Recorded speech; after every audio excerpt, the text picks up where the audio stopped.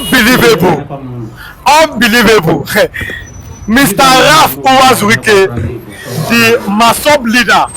Masob simply means movements for the actualization of the sovereign states of Biafra.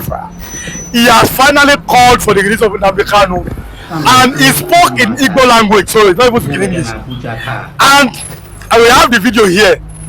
We must do an analysis because many of our viewers they don't understand Igbo, but we must show you the video and you see that it is truth. Uwazurike has finally called for the release of Nnamdi, saying that Nnamdi was unjustly detained. After some time, we are going to play the video in Igbo. He spoke in Igbo, in his own native Igbo language. Mr. Raf Uwazurike has finally called for the release of Nnamdi, and Igbos are now telling him, good morning, your day is just a break. But if you are watching for the first time, kindly subscribe to this YouTube channel, all notifications, and don't forget comment, click like button, and also share this video to others. Biafran evangelist, finally, Mr. Raf Uwazurike has now called for the release of Nnamdi. What do you have to say about this morning?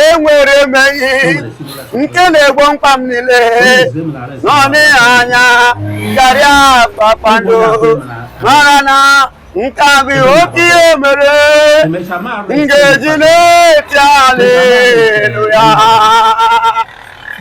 Glory be to God, glory be to God, and glory be to God once again. I remember humble self that Biafran evangelist. Finally, Uwazurike Raf has finally confessed, has finally opened up, has finally break the silence of what he has been keeping quiet over since for a very long time. You know, he has finally admitted his fault. He has finally admitted that he has fucked up. Because yes, of the truth, he messed up. He messed up. He betrayed us. I told you that I was myself that time. Movement of actualization of sovereignty of the state of Biafra. You know, he messed it up. He collected 1 million. You know, he went an allegation. They said that because they only for Obasanjo. It's an allegation. How do we know that it is true? It's not an allegation, my brother. You know, to be frank and to be sincere. If Uwazurike will tell you the truth, the truth is coming out. You have started speaking. I know say one day he go talk and all of us go hear him. And he remember when I say not be able to, you people did not believe it until the day that Ibrahim Babangida said it. So one day the truth will still match out. They collected 1 million naira because it was said and broadcasted that time, you know, that he has given up on Biafra issue. He collected 1 million naira and he went and do what? And do his mother's burial. You understand me? For his mother burial. For his mother burial, that was what the 1 million was meant for. Obasanjo gave it. Obasanjo gave it to him. Obasanjo is still alive. Uwazurike too, Raf is still alive. But he was a betrayer. He betrayed us. He betrayed the Igbos. He betrayed Biafrans. You understand me? Because of this. And now he has come out, you know, ever since he has been quiet, he has been silent. Although I am not surprised, he's supposed to be quiet because he's ashamed. And he should, yeah, he's ashamed. And he should be ashamed of himself. Because the nonsense which he played against Nnamdi in London, you know, regard to this struggle, is what he could not do is what Nnamdi has proven to him. That this is what he respected you for, and you have failed, you betray. Now I will come and do it. And Nnamdi has come and proven himself. And it is a very huge slap to his personality, regardless of the respect that we anchored on him, you know, which today he has messed it up. You understand? So when you are talking about Biafra today, you cannot mention Raf Uwazurike. No. It's no longer in the platform. Do you understand? It's no longer in the platform. But now that I asked for the release of Nnamdi, are they going to forgive him? Of course, we forgive him. We are not going to, you know, do him anything. No, it's not our enemy. But the issue remains is not a trustworthy person again. As long as IPOB is concerned, we cannot, you know, trust anything into his care. No, because this disappointment and betraying act which he have acted show to us that he did not have that pure interest of IPOB at heart.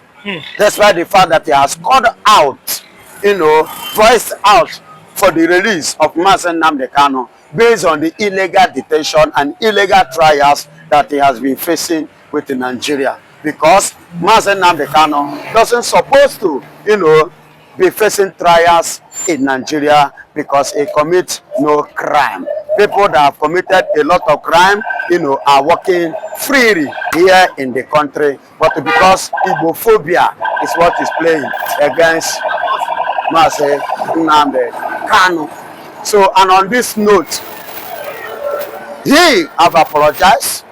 He have his own view and point, but that is not going to be enough for us, because he is saying it, believing or thinking that he was going to, win our heart to trust him, regardless of this struggle. The capital no is there. But then, the question is that can the Igbos now trust Uwazurike now that he has come out to demand the release of Nnamdi Kanu? I'm going to play the video in a short while, but I mean, if you can listen to Igbo, he spoke in Igbo, and if he spoke in Igbo. But would the Igbos ever now come out and say yes, Uwazurike has apologized to let us forgive him? Would the Igbos forgive him? That is the point I am making. Forgiving him, yes. As a human, would they accept him back? you see, it's our brother, it's our uncle, it's our father. We know him as an Igbo man, as an Igbo person. What I'm saying is that will Igbos now accept him back as a freedom fighter? No. No, that is what I said before. We anything regards to IPOB, regard to this idea, this IPOB of a thing, Uwazurike can never be entrusted again. Are you hearing me? Because it's no longer in the picture. He has sold himself out to Nigeria.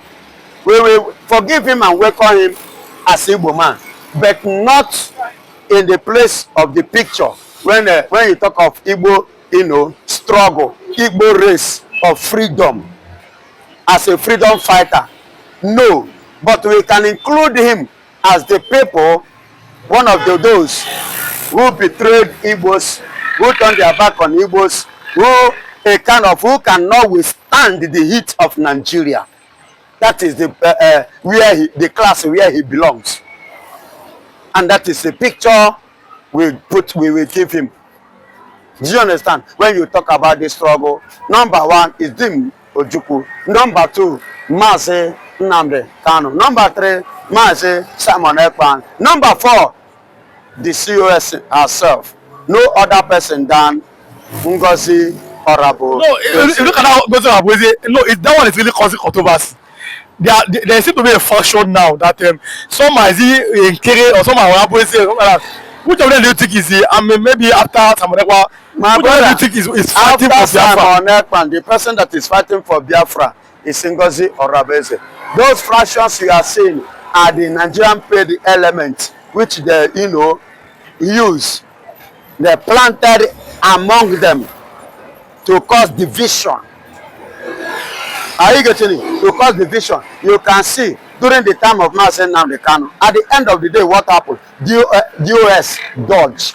Some persons pull out of Nnamdi Kanu and they sold him off. So the same people, another set of people, like those ones, are the ones in Nigeria, planted again, who pretended to be partnering, whereas they are not. They are elements informing Nigeria, giving Nigeria the details, and that was why they want to stop December 2nd. But God, being God, and gave her, this woman, I'm talking about Ngozi Orabo, a brave heart with a brave mindset. She acted smarter than the step and the plan that Nigeria have against, that occasion, and which at the end of the day, you can see how far the occasion are paved way for Biafran struggle. Now, people have said that the Igbos, they don't agree among themselves, and they're always fighting themselves, and that is why it will be very hard for Biafra to be achieved. What do you have to say about that? My brother, is there anybody that is not that have not fighting themselves?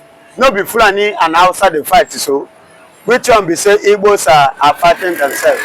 Igbos are not fighting themselves. The people that are fighting themselves are the Nigeria fighting Igbos. Igbos are not fighting themselves. And that is why you see people like Hope Uzodinma, those who Fulani Nigeria, you know, those Igbo Nigeria are the ones that are fighting against the truth that they are seeing. You know, Nigeria hates the truth. Nigeria doesn't like truth.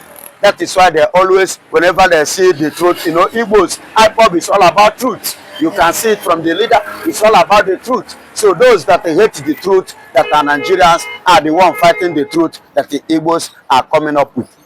Finally, Miyeti Allah gave Yoruba and Igbo a stern warning. Don't injure any of our S-men and don't discriminate them, or else they are now declaring full violence. I'm talking about Miyeti Self. Say the truth. If you're a Muslim, stand on the truth. If you're a Christian, stand on the truth. If you are not, if you're a pagan, speak the truth. It doesn't matter. What matters is the truth. You understand me? Starting from 1966, January 15, coup d'etat, and after all said and done in that coup d'etat issue, Nigeria break into war in 1967. But before 1967, there was a lot of, you know, criminalizing acts in terms of killings that triggered to that civil war. Of which, let me tell you, the people that triggered that civil war, I will tell you today. Gowon and Ojukwu signed Abuli Accord. And in that Abuli Accord, what does it stand for? Because many of us do not know or understand that Abuli Accord, what it means or what it stands for. What it actually stands for, it stands for regional governments. That was what they signed. Everybody manage what is in your own place. Then give a returning token to the federal government. And that was the system that the British England is running, because they are using it to develop their own place. Likewise in America. But why is it difficult for the British to allow Nigeria to run the same thing? Because they don't want a good governance and a good development in Africa. Are you getting it? So when Gowon now returns, a call came to him by the British man, by Lord Lugard, that he should not agree, he should not accept, neither attend to that which they have agreed and signed in Abuli Accord. Do you see what triggers one of the reasons why we have civil war? And ever since then, and after that civil war, till this very date, Igbo man has not been trusted by Nigerians, both to Yoruba, both the Fulanis and Hausas. The entire Igbos has been neglected, has been rejected, has been abandoned. Everything about Igbos has been put aside. They have sidelined them. You know, that's why sometimes these Nigerians sit down and begin to imagine how come Igbos are surviving and how come they survive to this level. Because after the war, all the money of Igbo man that was in the bank was seized by Nigerian government with the help of the British government. Lord Lugard as at that time. Are you getting it? So all these things took place as at that time as a way of frustrating, you know, and harassing and intimidating an Igbo man. But nevertheless, God so kind that they are not the God of the Igbos. God was so merciful to our fathers, our grandfathers, our elders, and showed them mercy that today Igbos are waxing strong within the space of some years. Igbos have grown, even outgrown the people that siphon their money. In terms of that, you know, Yoruba's counterpart, the Hausas, northern counterpart, the Fulani, and Efik, Kogi, Benue, Plateau, which go headed from. But and the one promise the Igbos who go up against the Igbos. The one promise the Igbos that there will be 3 hours after the civil war. Mm-hmm. reconciliation, reconstruction, and rehabilitation. Have all these things have they been achieved by Nigeria? No, that is the answer. Nigeria have not achieved. They have not even started. They have not even taken any step regard to that. And that was what made Nnamdi Kanu. Even before Nnamdi Kanu, somebody rose up in person of Uwazurike, which Nnamdi Kanu supported him with his full heart. But along the line, Uwazurike sold this ideology to Nigerian government under the former president of Nigeria, Olusegun Obasanjo. And that was what triggered Nnamdi Kanu, what motivated him and what angers him to leave London down to Nigeria here in respect of this. Even when he came, he did not come to divide the country, but he came to remind them of that promise which they are yet to fulfill today, this very date. And he made it known to them that all these things should be put in place, like I've been saying it, seaport and other amenities, airport, international airport. But Ganduje, the APC chairman, have told the Igbos, Umaru Ganduje, I'm talking about former Kanu governor, and the APC, have told the Igbos that it is time for you to join the APC if you want to enjoy federal presence. Ganduje said it. What do you have to say about that? Ganduje said this. See, we are not fools and we can never be fools. We are wise enough from the onset up to this very moment. We can never be fools. Is it today Nigerian government or somebody in Nigeria is making irrelevant commander the latest Shekau now? Do you understand? And why is he doing that? Because he knows vividly well Nigeria being a terrorist nation, and that is why they allow terrorists, to control arms, to control the military, to control every diaspora of Nigerian uniform bodies, organization, groups. You understand? So, but in Boko Haram, Captain Ibrahim Traore is not ready, to allow any stone untouched, regardless of terrorism, because it's not something to welcome in a country, because it will destabilize the system of that country, the economy of that country, the progress of that country, the success of that country. Both investors, it will scare them from coming to that country. That is why he volunteered himself, be in the front to eliminate all the terrorists in Burkina Faso. And I give him kudos for doing that. That is a leader, and that is the kind of people with the kind of spirit I expect to take place in Nigeria. But quite unfortunate that Nigeria have already given it all and given it up to all Nigerian terrorists. That they are the one in charge, controlling both in the military, both in the political position and leadership in total in Nigeria. But what a shame to Nigerian government. Now, Ibrahim Traore has been threatened by many African countries. And you have seen Vladimir Putin said, I will not allow anything to happen to my man. That this man is a good man. Should we be afraid that there may be sort of like a war in Africa over Burkina Faso president? Yeah, not actually there will be war, because many Africans, you can see Ghana supporting the young man, Lesotho supporting many African countries are supporting the young man. They are behind the young man.